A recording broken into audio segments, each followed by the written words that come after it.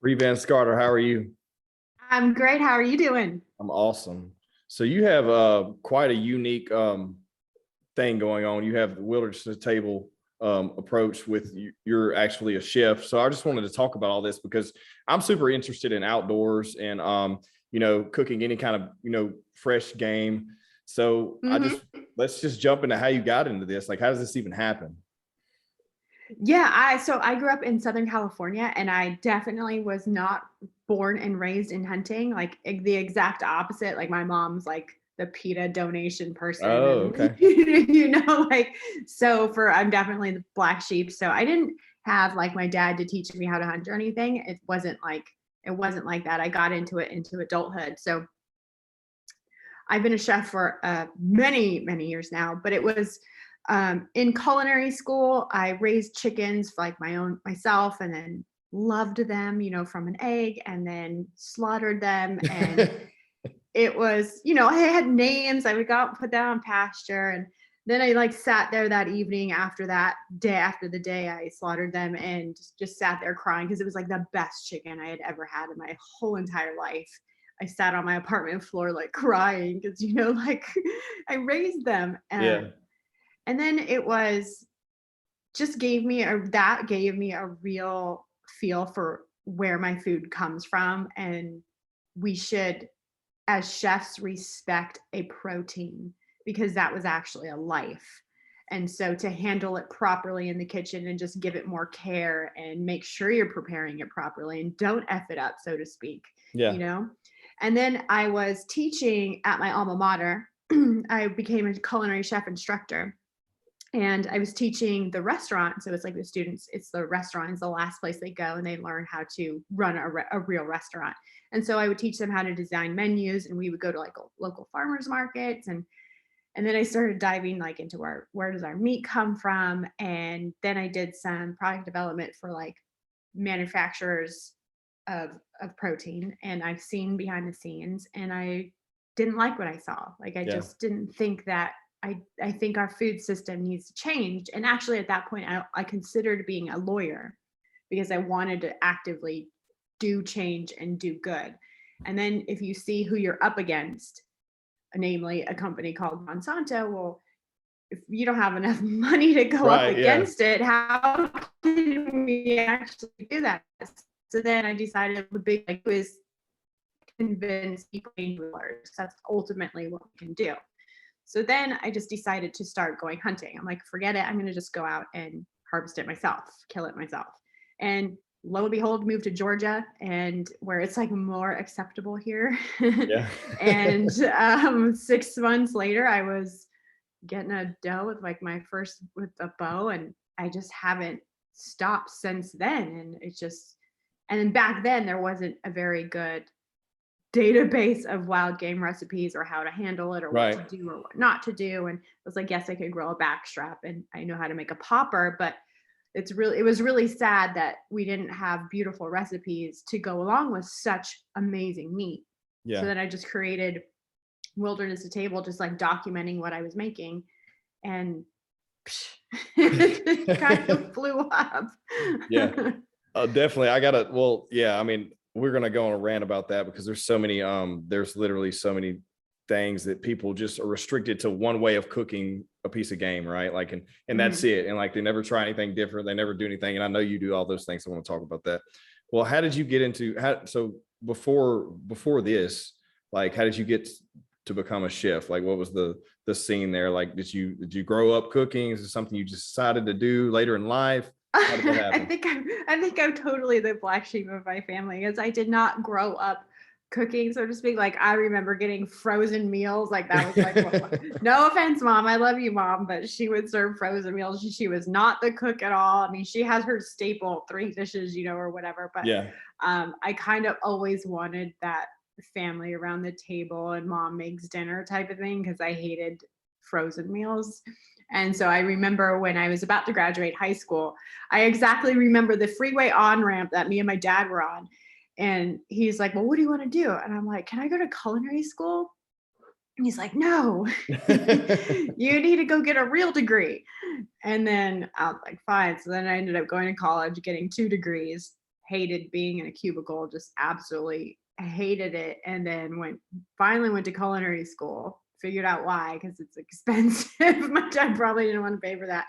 And then so then it was that I was actually working as a hostess at a restaurant and did weaseled my way back into the pastry department, and then decided to go to culinary school. Like, this is what I wanted to do, and have been doing it ever since. And I'm just, it's just my thing. I love it. Yeah. So what was the first thing you did after you got out of culinary school? Like, what was the first project or first job you had cooking? I've primarily worked in fine dining. So Okay. my first big fine dining one was working under Chef Charlie Palmer. Okay. And that's like a whole nother, like, there's so many people that go to culinary school and then they get out and they just go into like a franchise, job, and then never really get to like use their artistic abilities or anything really. I feel like I've seen that a lot, so that's awesome and that makes sense to why your layout of everything is so beautiful. Like, you don't see much country folk cooking wild game it's usually not very presentable. It tastes good, but it doesn't look good, Yeah, sometimes I catch myself, I have to dumb it down, but make it homey. Yeah, I know what you mean. So that people will actually want to cook it and not be off put just by the way I've plated. Yeah. But now I think I'm altering it back to my roots. I'm like, why am I hiding my roots? Like, why am I not highlighting? Not very many wild game chefs are from fine dining. So why don't I highlight it? So I'm going back to that. Slowly you'll see in my feed and on the site. Awesome. Well, let's talk about that. Let's go back to basically the different recipes of all this. I mean, just any examples you have, but I mean, like, look, I'm from Louisiana, so most people here, and I'm sure you know this there too, like, they just fry backstrap, right? Like, they just that's all they want, like, of a deer. And like, there's so much more you can do with venison. And the same thing with like fish. It's like, oh, we're gonna fry this, fry that. We're gonna fry it. Yeah. There's so many things you can do, and like, especially with like a tenderloin, and oh my God, just all the things that people just don't do. They just.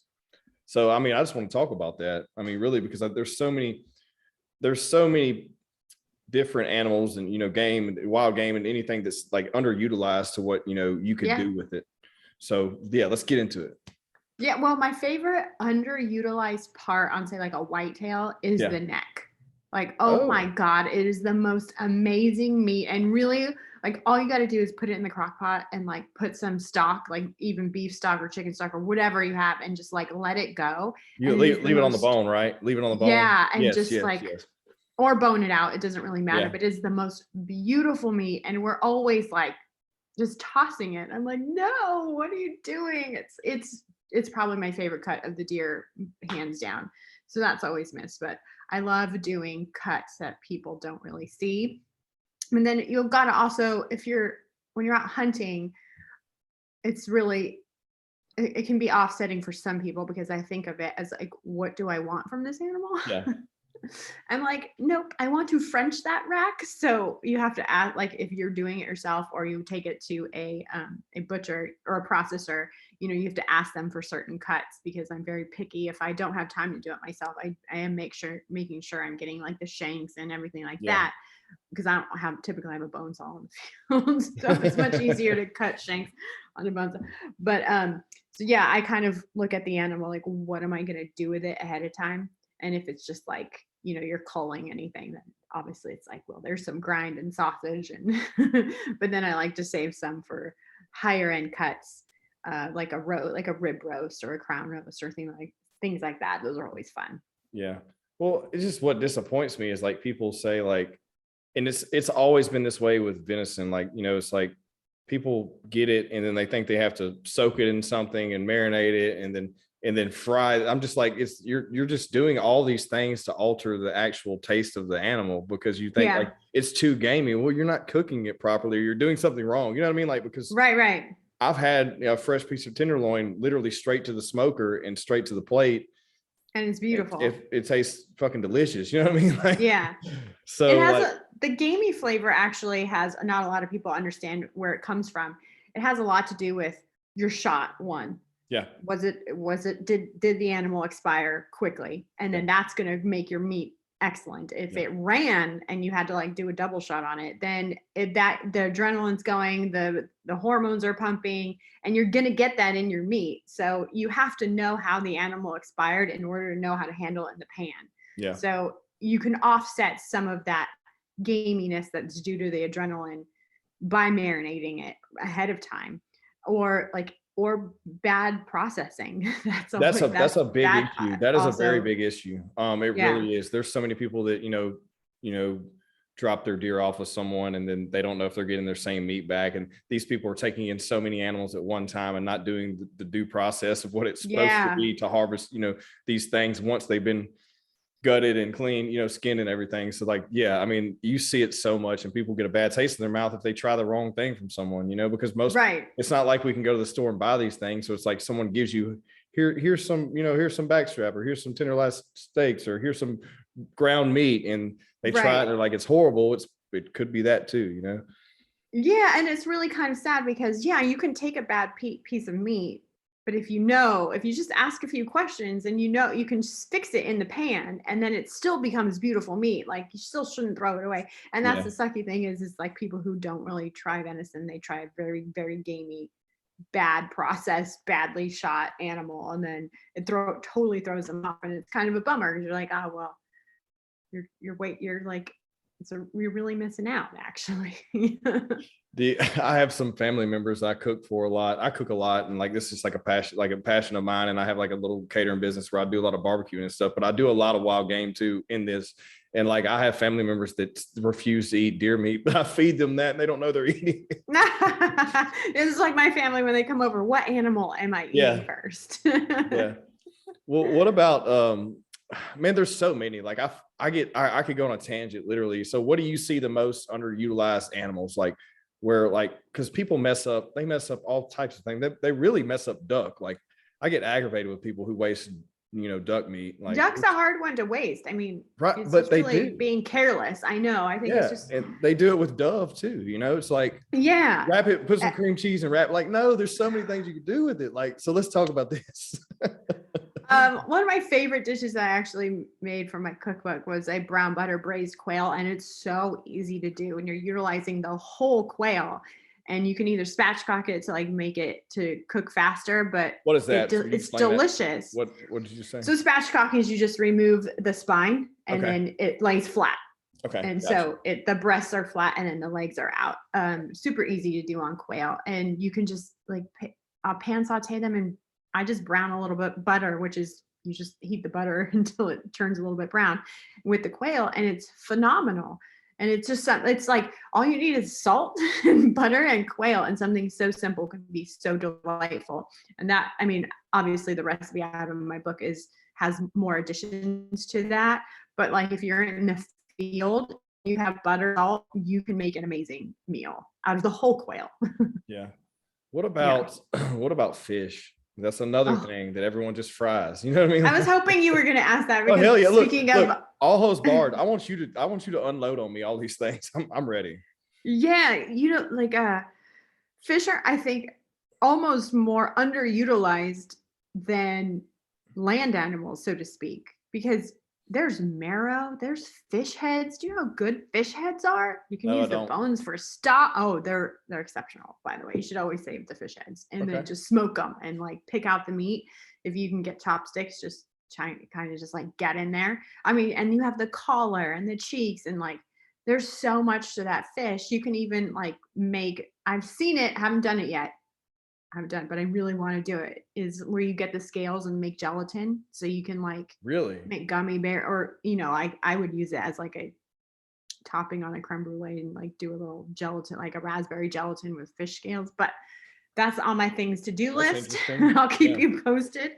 But we throw away so much of the fish that gets wasted. I mean, I have a video on salmon, and then I used the salmon for the stock. I make a salmon tartare, and I even use the skin to make a taco because I am the taco queen. I love tacos, but I use the skin and fry it up and make a taco shell, and it's amazing. So items that are almost thrown out. I think I have seen that. I may have had it. I can't remember, but that sounds familiar to me. So yes, I have seen that.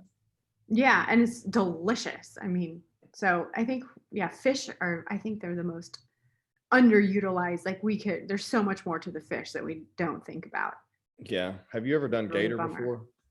Yeah, season 3. In season 3 I hunted gator. So y'all will laugh at me.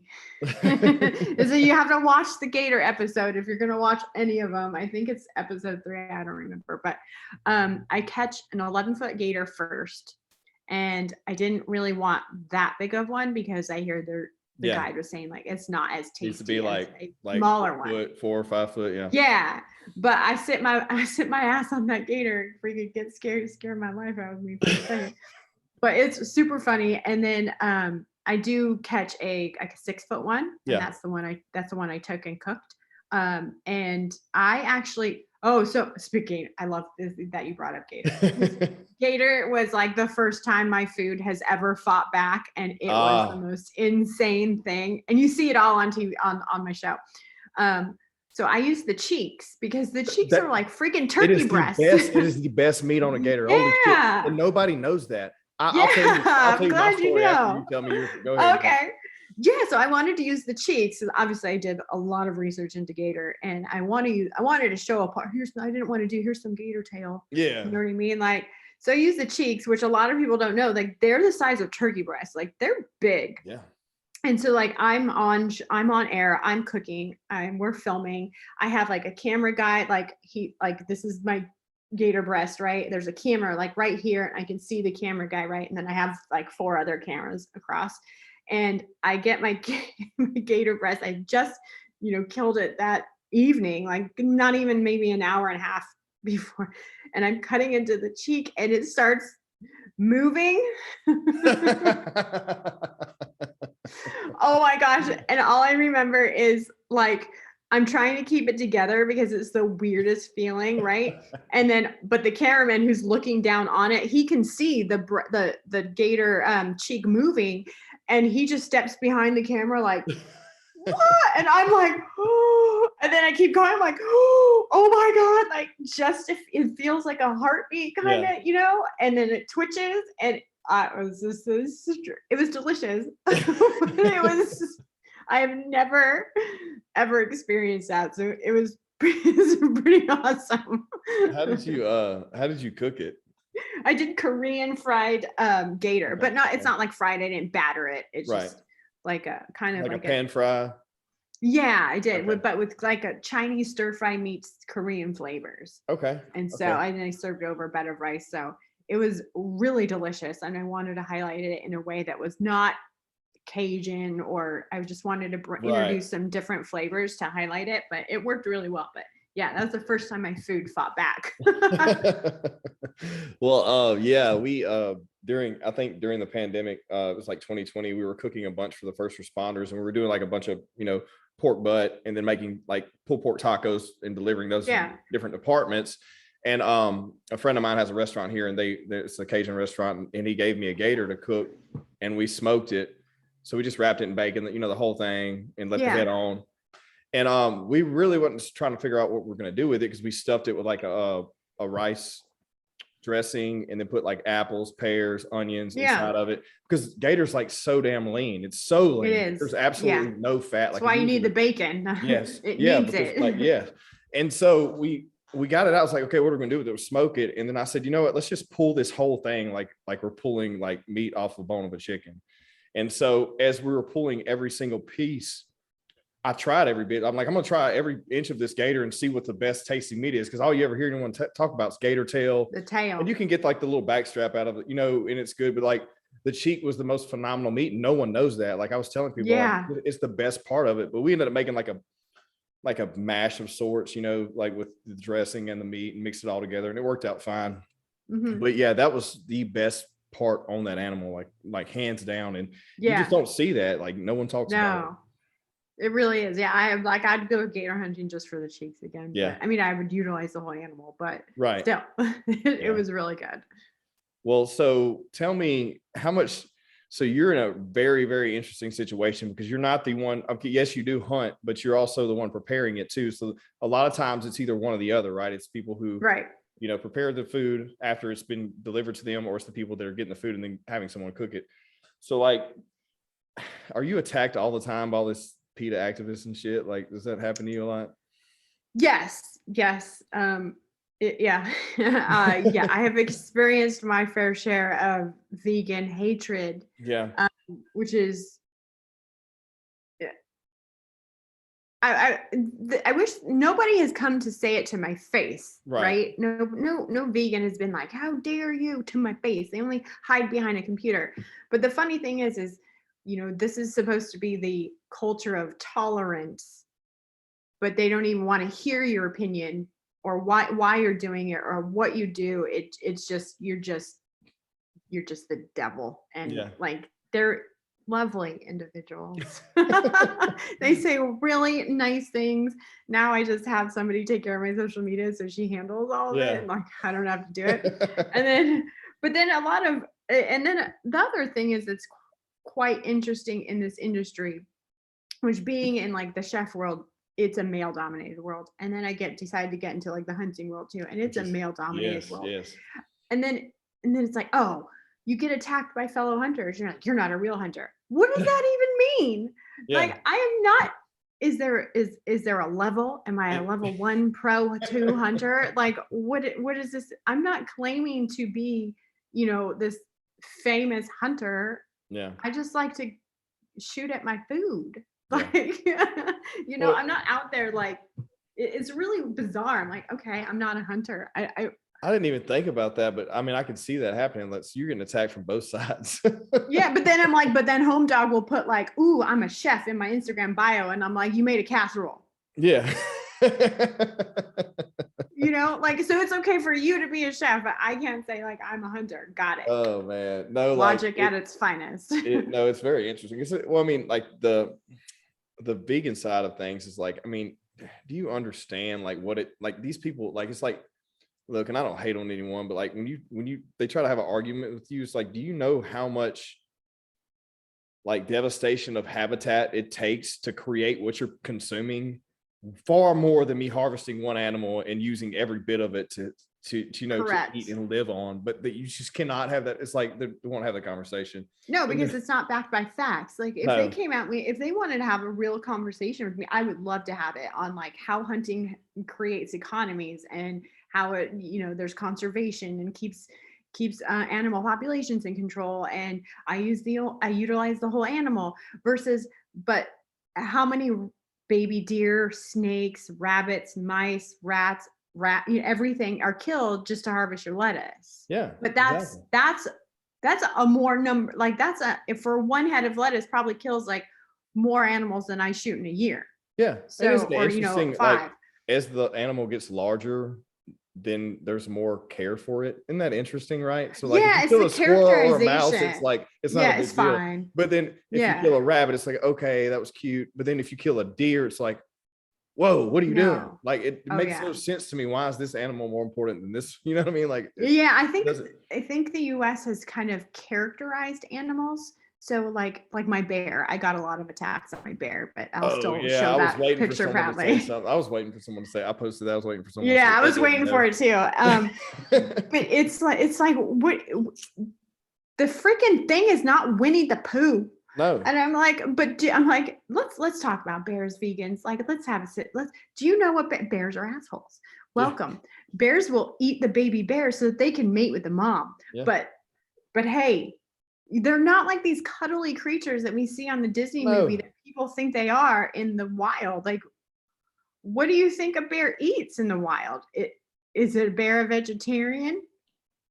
Like, they're extremely dominant too. I mean, they'll like literally like population control. They're extremely dominant. They'll run all of the other game out of the area if they're consuming, and they'll decimate everything because they're going to eat all the babies first because it's easy game. So there's never going to be an adult elks because you got bears, and so it's a really interesting conundrum how we, it's like idolizing celebrities. They're just another human, but we characterize these animals as well. They're so cute.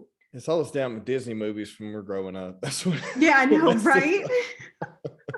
I rewatched Bambi the other day, like the original Bambi, because I have my daughter's. I didn't know there was a new one. There's a new one. I didn't even know. Oh, I don't know. Is there a new one? I don't know. But yeah, right. I don't even know. Like, And it was kind of brutal. I was like, oh my God, this is not doing hunters justice. No. Where the pheasant, he's like all scared. What Yeah. do I do? And he's like, well, I'm gonna fly. And then he flies and gets shot. You're like, oh, there was an agenda on that one, huh? Didn't Yeah. he? It just was way ahead of the time, I guess, you know. It was. Well, and like here's another thing, the hunter side of it, like being attacked by, like, that's just hilarious to me because, like, honestly, most people who, and I would say this for the majority, I can speak because I'm in that, population, I would think, but most male hunters go out and acquire these animals, like they kill them and harvest them or whatever it may be. 9 times out of 10, they're not the one preparing them anyways. And if they do, it's something very simplistic, like we were talking about earlier on, like making some type of casserole or like doing something easy with the ground meat, or like doing something with like frying the damn backstrap. Like literally that's all I ever hear. I'm like, dude, are you kidding me? Like I can do so much more shit with that than dumping it in some batter and ruining it. You know what I mean? Make some jerky. Yeah. I guess the most expensive jerky ever. It's not even that good in my opinion, but I know I'm not a big fan of it, but well, what about squirrel? What do you do with that? I hunted squirrel on season 3 of my show, or 2 of my show as well. And so squirrel is, it's not, you don't get a lot. Yeah. So I mean, it takes a lot. So usually I just pan fry it, just like I did. Like it's just the easiest way, or you're gonna free it. I mean, it's a lot of work for a lot of meat. Like 1 pound of squirrel meat, you gotta come back. You're working hard because that's a lot of damn squirrels. Yeah.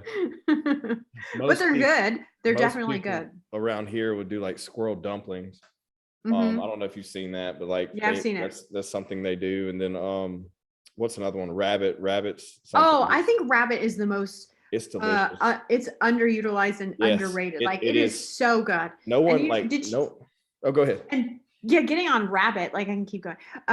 It's actually one of the most sustainable animals to farm for the masses, which is really interesting that we're not doing it. Yeah. So it's one of the healthiest white meats that you can get. They reproduce that makes sense. They're super efficient for reproduction. And we use the fur and we use everything. Yeah. So I don't understand like what people eat. It's because we're characterizing the damn rabbits. And the damn Disney they're so movie. Cute and fuzzy. You can't eat them, and they're actually amazing. They're delicious. They're so good for you. And it's the eco for climate change, whatever. Well, and it's the most sustainable way. There's certain seasons where you can't consume them too. I know there's a few different variants based on like, but you do have like in some states, I think you do have a rabbit season. I don't know how that works. Right.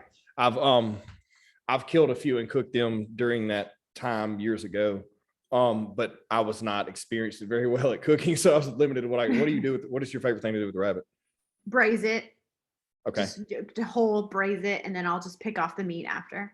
Yeah. But usually, like I do, like my favorite rabbit dish is probably like a Moroccan stew, where I braise like the whole rabbit in with the vegetables, and then take the bones out, and then shred the meat off, and then put it back in, and it's delicious. Love it. What's something that you've done that's completely off the wall that people are like, holy shit, I can't believe she cooked that and it was good, or that even you thought like, I'm not sure about this, but I'm gonna do it anyways and try it out. And it turned out phenomenal. Not it was okay, but like I cooked up the Axe's deer heart in camp for my film crew, and everybody kind of thought that was like, what are you doing? But to me, it's actually really good muscle that we're kind of missing out on. I mean, the gator that fought back, that was that was funny. I didn't know I didn't know what I was getting into, and it was actually really delicious. What else have I cooked? Man, I can't think of anything super strange at the moment. Well, okay. Well, what's your favorite fish? Yeah. Oh, favorite fish. Yes. All right, let's do it. Let's do a few different ways. Okay, so what's your favorite fish to like maybe where you're just say, okay, we're just utilizing the fillet? Yellowtail or even red snapper. And what are you doing with that? Yellowtail, I mean raw. Right. If it's red snapper, and something that's a really, really, red snapper is actually a delicate fish, and you can actually, and I love serving it raw, like sashimi style. It's super I've never good. had Just it that like, way. I didn't know you could have oh it. my God, just do a little bit of soy sauce and lemon or lime Really? juice, and then put jalapenos on there, and you're golden. You're really simple.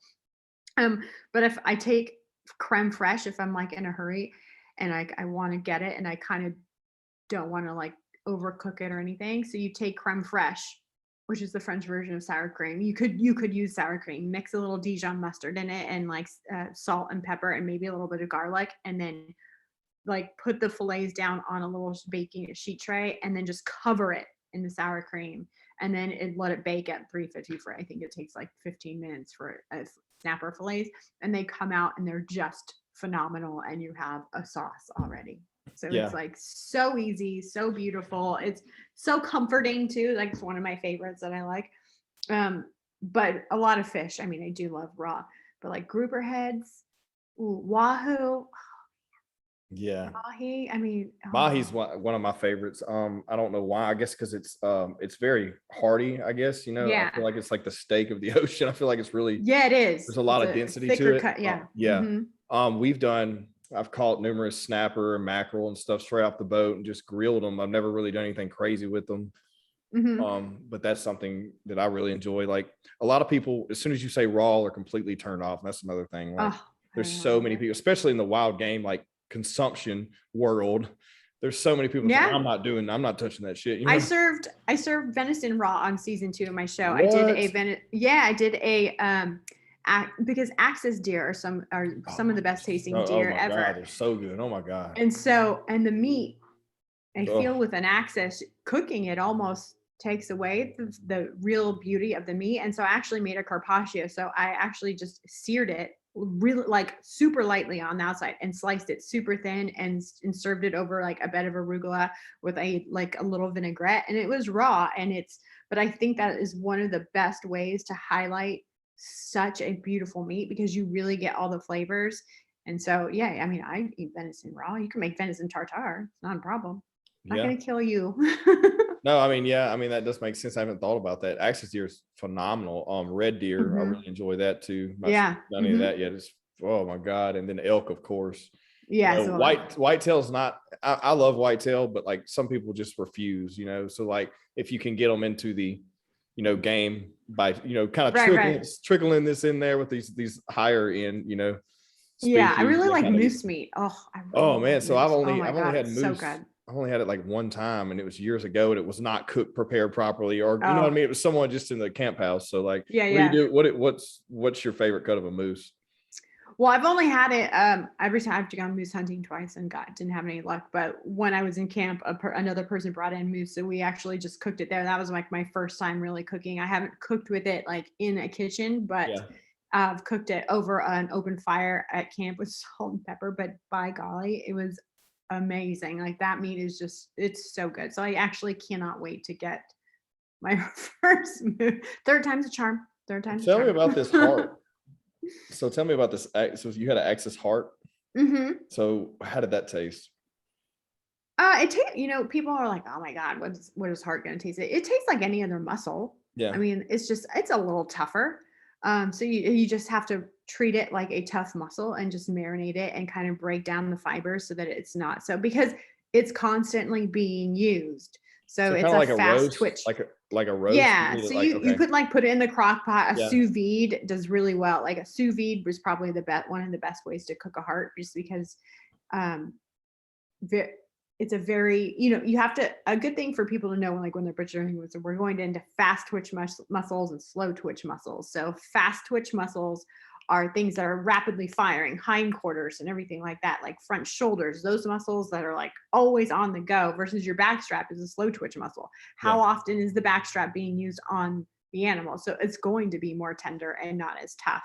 So, I mean, it's always good to remember that so you can counteract it in hand. But the heart is like the one muscle that never stops. So of course it's going to be, it's going to be a little bit more tough than most, but it's tender at the same time. It's a weird muscle. I've never had any, but I mean, it's like, it's really good. That's what kills me when people are like, you shouldn't consume that. Like, what do you think we have these for? I know, what I mean? Like, exactly. we have these for a reason. You know what I mean? You can really kill that lettuce. Pointing to my teeth anyways, my canines. But anyways, for those who are listening and not watching, but yeah, it's like having that conversation with someone. It's like, you did not get here without someone consuming meat along the way. Like you just did. I had the same conversation with a person about climate change, and she's like, oh my God, climate change is real. I'm like, I don't doubt that, right? The earth is always, and she's like, no, well, you got to take it seriously. I'm like, okay, honey, explain the ice ages. Oh, wait, that was climate change. Yeah. Oh, that's right. Okay. Yeah. So you mean it's a naturally occurring thing on the planet? No, I mean, right? She was kind of like, what do I say? Well, we were talking. It's like the same thing, like canines, you know? Yeah, I mean, it's like you have this conversation. Like, what are you kidding me? Like, our body is built to consume protein. That's from an animal. I mean, it just is what it is. Like this is how we were developed. We didn't slowly over time progress into this, like it's one of those things. So we're extracting protein from peas. Yeah.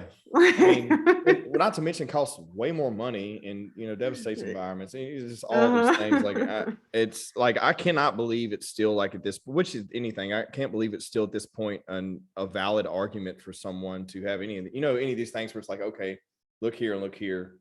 I saw you post something the other day and I wanted you to elaborate on it. Not even yesterday or the day before about the beef versus, venison. Venison. Yeah. Let's talk about that. Yeah. So a big part of I had a powwow with my social media coordinator and we were talking and I kind of lost my mission of why I started and I wanted to show people the beauty of wild game, but it's not a comparison of beef. I believe we need to highlight factory farming and we can do it differently to make it better. But there's a stigma that red meat is just so bad for you. Yeah. And there's this media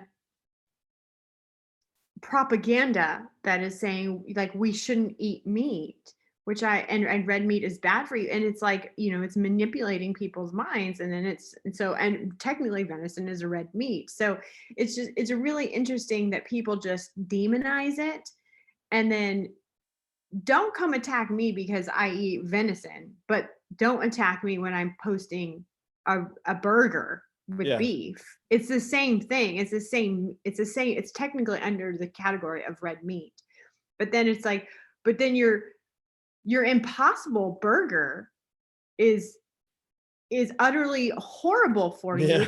It's not even, there's a small minority of plants. First of all, what do you think is holding the burger together? Yeah. Lettuce glue? I don't it's all these chemicals. So I get a lot of people, I love fitness. And if I post an outfit, people are asking what do you do? What supplements do you take? And this is going back to red meat, I swear. Yeah. And I'm I don't take it. I eat real food. There's no magic pill, but don't eat crap. If you can't pronounce the ingredients, maybe you shouldn't be eating it. Yeah. I mean, I've had this conversation with numerous fitness professionals. I'm big into the industry and aside from just, I'll have my thing that I eat every now and then, but more than, 80% of the time it's whole foods and it's mainly a lot of meat. I would say I'm probably 80% carnivore. But having that conversation is anything that's in a box, look, if it does not swim, walk, or grow from the ground, I probably don't consume it. You know what I mean? I just don't. If it's one ingredient, it's beef. Yeah. It's a carrot. Yeah. It's one ingredient. When you get into the wheat thing and then you get into gluten and you have these things that are processed and it's one of those things where it's the same difference with the vegan burger or the, whatever you call it, the Impossible burger. Yeah. And then for me, I can get into the whole, I'm very passionate about the quality of our food. And that's more of what I want to bring my mission let's talk to. About it. And in let's talk about it. Yeah. Because if you look at who, I'm going to probably get blacklisted because, if you look at who controls the food system, it's big pharma. Yeah, of course. And why aren't not people paying attention to this? Wake up, people. If big pharma is controlling the manufacturer that makes your food and they're giving you the drugs because you're sick. So Yeah. Call me the conspiracy theorist. Yeah. So you're telling me, so that food, there's like an insane level of ADHD, especially in children, and our diets are like the worst in the world, right? So we have we're making all these artificial chemical laden products, food. They're not even food, it's a product. And then we're getting sick. Yeah. And then we go to the doctor, and then we get medication. And then they don't treat you via diet. They don't treat you like, hey, what are you eating that's causing this? They treat you with medicine. And then you take more medicine, and then you go to McDonald's after that doctor's appointment, and then you get your Big Mac and your Coca-Cola, and then you still feel like shit, and then you need more medicine. It's just, and so it boggles my mind that people are, and we have become so socially accepting of processed foods, and we're wondering why we're sick. Well, I feel like it was a big issue in the 90s, because like in going to the late 80s and early 90s, like everyone started transitioning into microwavable foods, or I mean, even starting in the 70s, I guess, but more 80s and 90s, like even how I was raised, like you were talking about, like we would have like those little shitty Tostitos pizzas. Yes. That shit. Ugh. Or like a TV. Remember TV dinners? I don't even know if they still make those. Yes, TV dinner. Oh my God. The little Mexican ones with everything. It was different flavors. Yes. The same. Mm-hmm. But like totally. we started that shit, like, and it's like it's progressively grown. Well, the thing is like if you look at, so like now, so if you're someone who eats, and it's hard it's hard to put this in perspective if someone's consumed those type of foods their entire life. They don't know any difference. But like me, like trying to not eat gluten anymore, like, but if I every now and then want a pizza and I eat it, I feel absolutely fucking horrible for a whole day.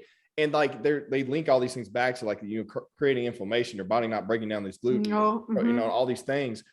And like, but people don't understand it because they've been consuming the same thing every day. But you're wondering why you're obese, you're having hyper, like tension issues with your heart, hypertension, heart problems, and it's like they've never done anything. It's chronic inflammation. Your body is basically poisoned inside. Right. But they don't know any difference. It's like because your body can't even break down manufactured gluten, like all-purpose flour. Your body can't. Your body's like, I don't even know what the hell this is. Like what?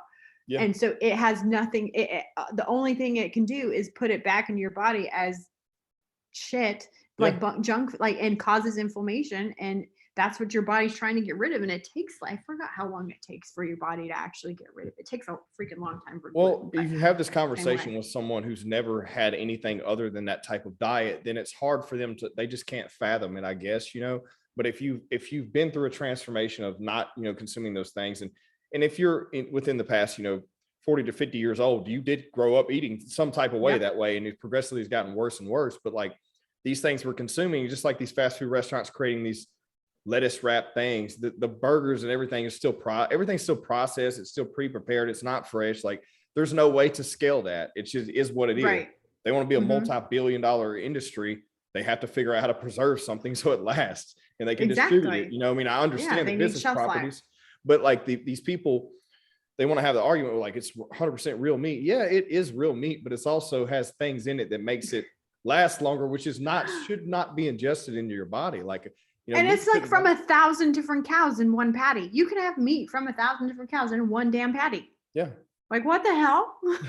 Like, like it's mind boggling when you get to it. I mean, yeah, but I'm a huge advocate. Like if there's anything I could do in this world is just to get people to eat better food, like, and real food. Yeah. I mean, if food is medicine difference. I mean, I think that, just like you were saying earlier, the big pharma thing versus they're the people that are behind the food industry that are also the people that are they're just creating recurring customers. They're creating their own problem. Yeah, they're creating so that you customers. Go get the medicine. I mean, anytime if you want to have this business conversation with someone, what do you want to do to scale? Create returning clients. That's what they're doing. Exactly. Like, it's regular business practicing, but overall it's, and it's one of those things where like, people are like, well, we live longer now. Yeah, with medicine, but like, it's not, when did the healthy lifestyle stop? Right. Like, as people get in their 50s and 60s, they're extremely unhealthy, but they're using medicine to kind of prolong prolong a horrible life. Like you're still in pain and you're still having like, I mean, it's oh my God, I can go for days on the subject. Hey, But yeah, I'm all about it. Have you seen The Magic Pill on Netflix? Yes, it's an Oh amazing, my gosh. amazing documentary. I tell anybody, I'm like, if you could just watch that part where the little girl goes off all the goldfish things and all of her processed foods, and she starts eating carrots and she's talking and writing again, like that right there, everybody should be like, oh my God. Like, especially parents, because we should not be giving our children all these medications. On the other side of that, it's just ridiculous. Have you seen Dope Sick? No. Holy shit, you got to watch it. It's on Hulu. Dope Sick? Yeah. Okay. It's on Hulu. I'm gonna put this in my phone. So Michael Keaton stars in it. It's amazing docu-series. I guess it's not really a documentary. It's retelling the story of what happened when the Oxycontin pandemic was, when that was something that blew up. And just you're seeing another side of the pharmaceutical companies there, which is crazy. It's a crazy ass show, but it's really, really good. But that just brings, one and, to the other. But yeah, these things are something that we're battling with. And I don't know, it's like an uphill fight. But the great thing about it is people like you now have a voice, you know what I mean? So that's great. And you're actually, telling people about here's what you can do with this, don't just harvest an animal and take the backstrap and get rid of the rest of it. Right. The things you can do with it. And that's one reason why I want to have a conversation with you. I'm like, dude, this is awesome, because I have so many closed-minded individuals, and not nothing negative against them, but like who've been hunting for decades, and they just only know how to harvest one thing one way, prep it one way. That's it. I've probably utilized every bit of the deer aside from the organs. I'm not that. I'm not the liver king or anything. I can't eat raw organs. Yeah, I agree with you. I'm not. I don't have a taste for liver either. Yeah. I'm not. It's hard for me to acquire. Yeah, I've even utilized rib. I've utilized even the rib meat from a whitetail. I think venison ribs are like the one. Yes. Like the most fantastic thing that people just don't even know about. They waste it. Yeah, they're so good. They get the quarters, the front and hind quarters, backstrap. Venison ribs are the shit. Yeah. How do you prep those? How do you do those? Smoke them on the Traeger. Yeah. I mean, low and slow on the. Is there any other way? No. Nothing compares to that. I've smoked. I think this year I probably smoked every part of a deer this year. I love hindquarters. Just throwing one on there, leave it on there for 10 hours. Oh my God. Yeah, me too. Mm-hmm. Oh, and you just pull it apart. Just pick your, I know. I served the my Axis deer hindquarter to my family when my sister came out to visit. When my whole family was here, and my mom is not like the venison connoisseur like me, and so I'm like, just trust me.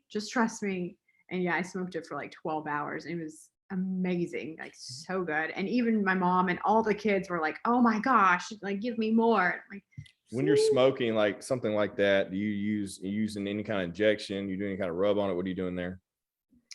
The Axis, I did not do any injections. If I do, it's usually like a garlic butter because I just want to impart some more moisture. But the Axis, because it's just such a more delicate, beautiful deer, that I kind of just wanted to. I didn't even use. I think I used pecan to smoke that, so I didn't want to do something intense. Yeah. Like a mesquite or anything. I just kind of really just wanted to highlight it and like complement it in the smoking. So I'm pretty sure it was pecan. I didn't do a fruit. I wouldn't have done it. Yeah, I'm pretty sure it was pecan. Anyways, and it was delicious. I've done some injection on the whitetail just to give it a different flavor. But as far as like, doing it, whole with really not much prep to it, doing any type of salt, pepper rub on it, a little bit of injection or something like that. I actually will like if it's hog, I have like a black. We didn't even talk about hog. Holy shit. I know, I've cooked so much hog. Oh yeah. Hell yeah. Yeah. My freaking, everybody's like, oh, what's your favorite? How did I not think about hog? Like, I know. We have, I have a lot of rubs that I actually use in my kitchen, in my cookbook, like my coffee rub, use it for every damn animal possible. Just really? Put that shit on everything. What is that? What's so in that? Good. Coffee, espresso, well, right, of course. like chili powder. It's just you could put it on beef, you could put it on venison. Really? Exceptional. That's bird, interesting. Duck, everything. And then, but like when it comes to like, is this your rub? Yes. Oh, I gotta get some. I gotta get some from you. Oh, yeah, so the recipe's in my book. Oh, recipe. Yeah. Okay, got you. Yeah. Got you. Okay. And then I should probably sell. You should do that. You should monetize this. Come on now. I know. But wild boar, if I'm like smoking boar or pork or anything, I call it like a black and white. It's 50-50 ground pepper and kosher salt. And that's that simple. Yep. And that's all I do. And it's phenomenal. And every time everybody's like, oh my God, what'd you do? Yeah, it's really cosmic, y'all. Yeah. It's just 50% pepper and 50% salt, like equal parts. And it's amazing. I love it. I mean, you have to do it a little bit longer than like a regular pork. I mean, I don't know, it's weird. You got to let the meat break down more because it's, you know, a little leaner, but like I've done probably 3 or 4 hogs this year, whole hogs, or even I think I did some quarters a few times too, but like that stuff makes phenomenal pulled pork, like for tacos and stuff. Oh my God. It does. Yeah, it's meant for this. I don't really cook it any other way than on the I don't think smoker, I mean, I like barbecuing, so. I've had done some hog steaks, I think, and like kind of like pork chops or whatever. Yeah. Yeah. So what's something that you love to cook that's not like on the wild game side? Like one of your like go-tos. You're making something quick. Usual. I eat like a lot of bowls and I eat a lot of salads. So I try to eat pretty dang healthy. So are you doing more like protein and vegetables, not so much carbs, or how do you? No, I don't eliminate any food. I don't say, oh my God, I eat like potatoes and the whole, like I eat carbs. I just try to eat a balanced of healthy meals. But a go-to dish is like super easy, like chicken thighs and marinate it with harissa and yogurt. And then you cook it all in the pan just like that. I really love Indian food. I'm highly inspired by all my travels. So like that is like probably my easiest go-to because it's just Greek yogurt, harissa, and chopped up chicken thighs. You put it in the pan and serve it over rice, and it's phenomenal. Like love it. Nice. Yeah, that's like my go-to. But usually it's like always have a batch of like rice and like sweet potatoes and like a protein and a veggie and like another veggie, and I kind of just all mix it up. Yeah. It's easier that way. Well, what else besides the front facing chef and hunter, what else do you do? What are you interested in? Well, that's awesome. I actually have a whole new website coming out soon, a whole new brand, because fitness and health are actually huge on my list of what I love to do. And so I would like to get my personal training certification as well, just so that I can personally know. But I get asked on Wilderness Table, like, how do you stay, like a lot of this stem from like asking me how I stay in shape, what do I eat on a daily basis, like how do I, and I don't take supplements, there's no magic pill, you eat real food and you exercise, like, and vegetables are amazing.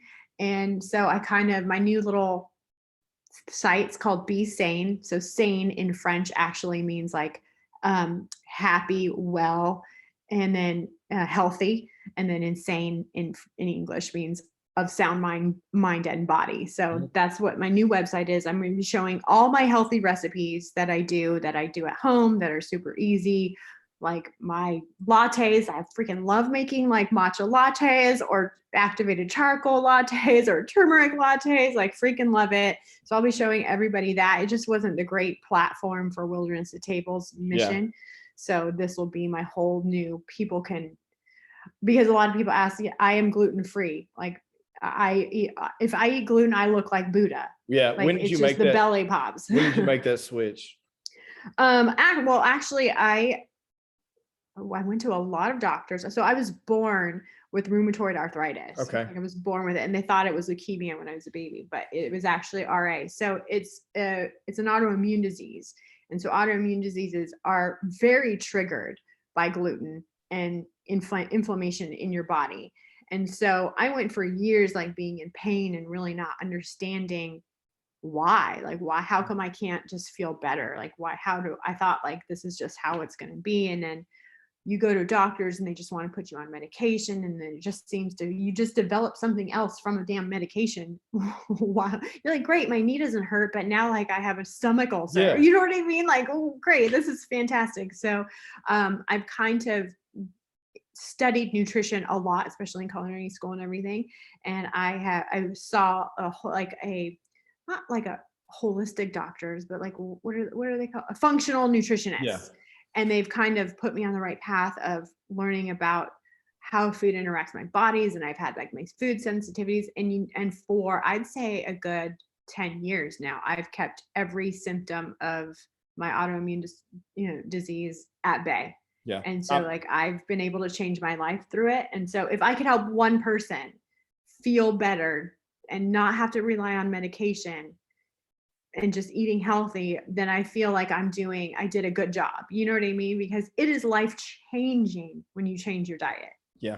It's something, it's so funny too. I probably made the switch 10 years ago or so as well. Just from noticing it and being in the fitness industry and doing like, I, had to cut weight before. And, so changing my diet there and then realizing that this was something that when I ate after I'd had a clean diet for weeks on end to cut weight for a fight, that I was like, I put it back in and I felt like shit. I'm like, okay, something's to this. And then I cut dairy out. I mean, I still eat cheese, but like, I cannot do like real milk. Me too. It's just, I can't do it either. I don't do that. Shit, it'll tear me in two. Oh yeah, like whole ice cream too. Yeah, like, oh my God, I love it. But I'm like, ooh, but certain cheeses are better, because they're made. But like hard cheeses, no problem. I do eat a lot of goat cheese, but I just freaking love cheese though. Yeah, it's so if it's a really good dish, I'm like, okay, I'm gonna slightly suffer for this, but I ain't drinking glasses of milk. I will not be a happy camper. No, but I mean, it's one of those things where until you get off of it, you don't realize it's causing issues. And then you circle back to it and you're like, holy shit, okay, if that made me feel this type of way instantly after consuming it, okay, something's fucking wrong. Right. And you're talking about like it's always like literally we have been given the guide. I mean, the food pyramid was extremely offbeat there for a while, but like still it's like, consuming whole foods and, these things are going to make you feel better, but people still, I mean, the solution is very simple, but I feel like always the simplest things are the hardest things to do. Right. Yeah, they are. And everybody wants it quick. Yeah. Because it's easier to go to McDonald's and get your food now than actually take 10, 15 minutes to make it for 20 to make a meal. What I hate is it pisses me off. It's like, well, I had a burger, but I didn't eat the bun. It's still fucking horrible food. Still horrible food. Don't eat it. Like if it isn't, do not eat it. Like don't. These people are like, I'm on keto. I'm going to eat a burger patty from the fast food. I'm like, dude, man, don't do that. Yeah. I mean, there's definitely healthier alternatives that you can do. It is hard. It's definitely hard because I mean, I freaking like listen to podcasts all the time and I'm like fascinated by like how our food, processed food actually affects our brain. And so now the food is wiring us to crave fat and salt and you have to get and sugar. What's insane? We have to withdraw. It's insane to me. Like I'm really into CrossFit really hard right now. So like if I have an amazing, phenomenal, crazy ass workout where I feel like I'm going to die afterwards, I don't crave a pie. I crave fruit. So it's like, okay, that makes sense. I need to replenish my body with some type of sugar. But like, that's something that's natural, it's so crazy to me. I've noticed that here lately that I'm like, I crave fruit really bad, like right after. And like, I'm not I mean, I eat fruit, but like, I don't eat it a lot, but right after then it's like my body. But please show me a person who's obese from eating strawberries and banana, like fruit. Yeah. Like, like, oh, you shouldn't eat fruit. It's too high in sugar. Well, yeah, but I mean, one apple, you're pretty damn full after one apple. Like, tell me who got fat off after eating a shit ton of fruit? No, nobody. Where is that person? Now, if that was paired with Twinkies and shit, I'll probably get Instagram messages now. Oh my God, my aunt got fat by eating bananas. What else was she eating? What medication was she on? Exactly. You know what I mean? Exactly. Oh gosh. Well, look, we're about to have to wrap up here. Are there any last we need to do this again because we don't have enough time. I know, right? Do you have any last like plugs or anything you want to share? Any shout outs, anything you have coming up? What's your cookbook? Where can we get that at? Tell me all the things. I have two cookbooks, the Complete Wild Game Cookbook and the Easy Venison Cookbook. You can get those on Amazon or anywhere books are sold. And then right now season 2 is on Carbon TV, and you can also find it on my website and a whole bunch of Make Ready TV and other areas. But season 3, stay tuned. It's in pre-production. So hopefully it's going to be even better than season 2, but definitely go watch the alligator one. You'll freaking laugh at me. I'm definitely going to.